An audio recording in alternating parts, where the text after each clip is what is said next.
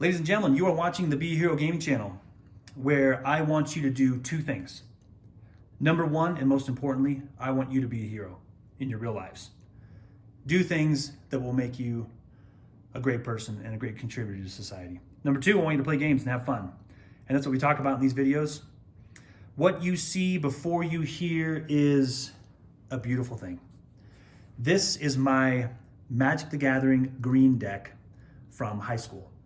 And I know I really just dated myself, as you can look out here and see unlimited cards. You can see cards from the Legends set, from the Dark set. And so I really just dated myself. So if you are younger than 40, maybe 30, late 30s, you probably don't even know what these cards are. You're probably looking at them thinking, what in the world are those? Those are Magic cards? Yes, they are. And what is the value of this deck? I really don't know. If you add these cards up, it's probably not very much. None of these are really super crazy chase cards, but the value of this deck to me is priceless because of the memories that were formed playing this game with friends and with my brothers. I had no sisters. I grew up with a bunch of boys, and we roughhoused and beat each other up and played Magic the Gathering.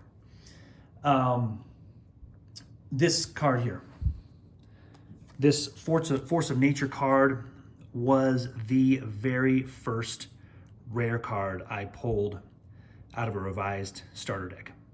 And I didn't know much about the game, but I saw 8/8 at the bottom and thought, oh my goodness, I got a winner. And ever since I saw this card, was just in love with the game. Thought this was so cool, and I couldn't wait to put together a killer deck to win some games. This Birds of Paradise here has always driven me nuts, and you can probably see why, because it's off-centered. And it just drove me crazy to look at this card because it's not centered, but it was the only one I had. So it made it into the deck, and I just had to deal with it because that's the only one I had. This Maze of Ith right here, I traded from a guy at a game store who, as you can see, did not know how to take very good care of his cards. So I was a little bit OCD with my cards, wanted them in tip-top, perfect condition. This guy kind of beat this Maze of Ith up a little bit, but I traded it because I wanted to put it in my deck. This deck I like so much. Especially, I love the elves, the Force of Nature, just had a little bit of nostalgia because that was the first rare card I pulled out of a deck. I love the Killer Bees and the Crawworm. This was kind of like a mana producing. You get some extra mana from this and these, some extra mana producing, and then the elves and nature took care of the rest. And so even when I lost, I enjoyed playing this deck just because of how much I was in love with the characters and some of the cards. Just really, really enjoyed it, even if I lost. Now, what's the point of this video today? It's funny, when I was laying these cards out, my 7-year-old walked up to me and said, Dad, these cards are so small. And I said, no, they're not. They're the same size as the other Magic cards. And he said, no, what I mean is, look right here, these words, there's not very many words on the cards. The Magic cards we play with have a whole big thing of words where you have to read all these words to know what the card does. These are so small. And I realized that back in the day, just how simple things were. You gain some life, you get +3/+3. You can get a card from your graveyard back to your hand. And let's talk about this here for just a second.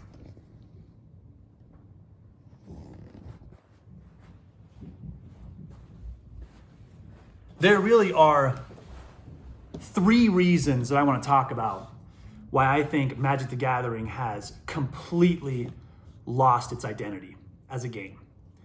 Number one, as I just talked about, the abilities.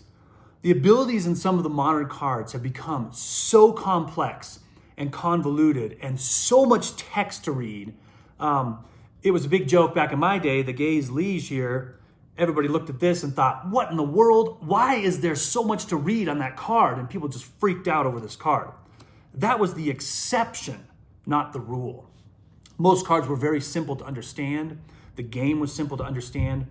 You could pull a card out, quickly read its ability. In fact, a lot of cards didn't have abilities. It was just a 4/4 flying creature, or it was just a 2/2 grizzly bear that cost 2 mana to play. And it was really, really nice to pull a card out, take a quick look at it, know what it does, and move on through the pack that you're opening up. Not the case today. Every card, almost every card, has this big, long block of text that you have to read through and figure out, and new abilities all the time, making things more complex and more difficult to play for seasoned players as well as for new players.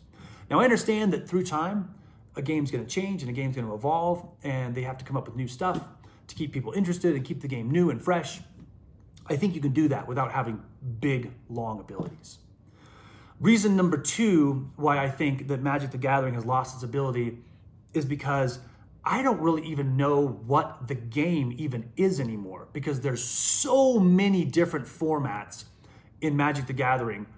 What is the actual game? And some of you might say, well, it's the 60 card deck, and you can only play with whatever sets are in the last 2 years or whatever the modern format is. I don't know exactly the rules, just because even as a seasoned player, it's just too much for me to go in and read and figure out all the different formats and how to play and what's allowed and what's not allowed.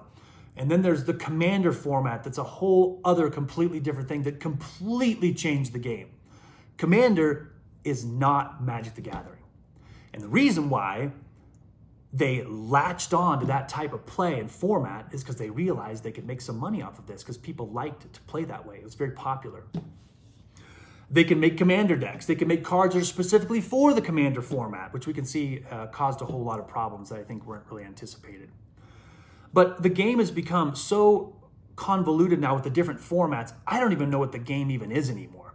To me, the game was a 60 card deck that you put some mana in. You could have 4 of most cards, but really powerful cards you could only have 1 of, which made sense. And you played the game, and that was it. There wasn't 200 different formats. There wasn't cards that were allowed in this format but weren't allowed in that format. I can't even hardly keep track of what the game even is anymore. If it was for only these 2 reasons, I would be fine. Complex abilities, I can deal with that. Different formats, I'll just pick the one that I want to play, and I won't play all the formats. If it was just for those 2 things. But for me, the third thing that's the kicker for this game is the Universes Beyond.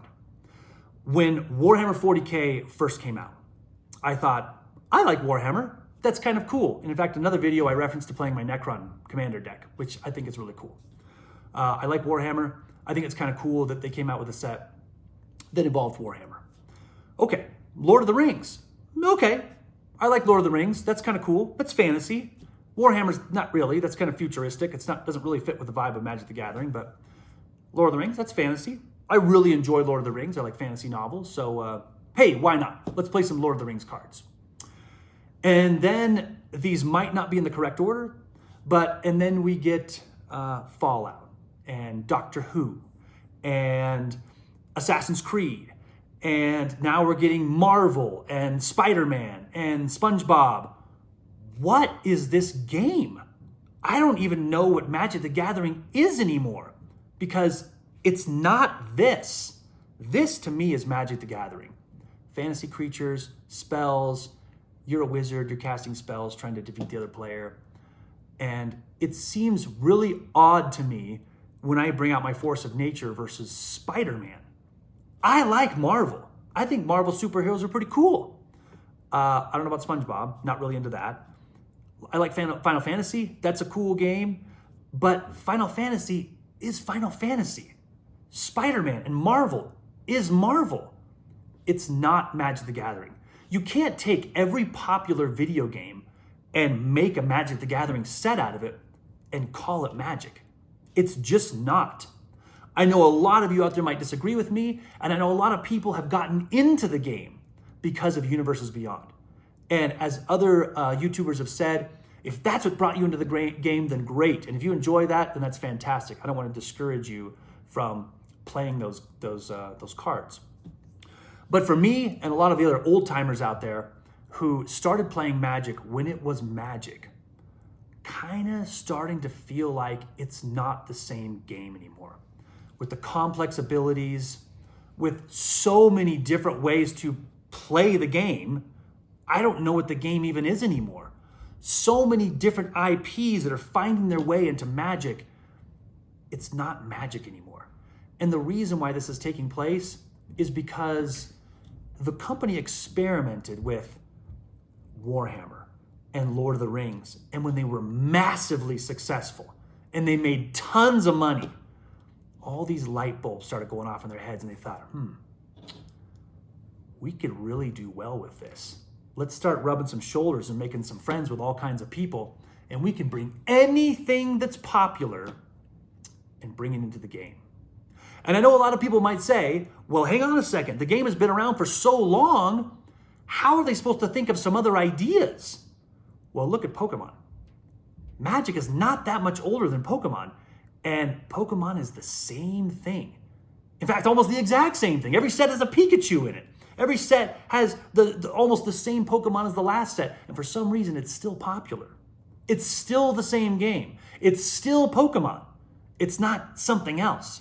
They didn't go out and grab some crazy popular video game that's not Pokemon and employ it into the game. It's still Pokemon. It can be done. It can be done to stick with the game as it originally was.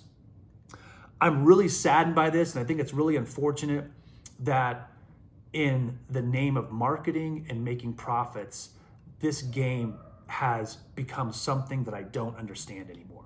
Now, am I going to sell all my Magic cards and stop playing? No, I am not. I have a nice collection of Magic cards, some old ones, some new ones. I even confess to having a Warhammer 40K deck that I like to play.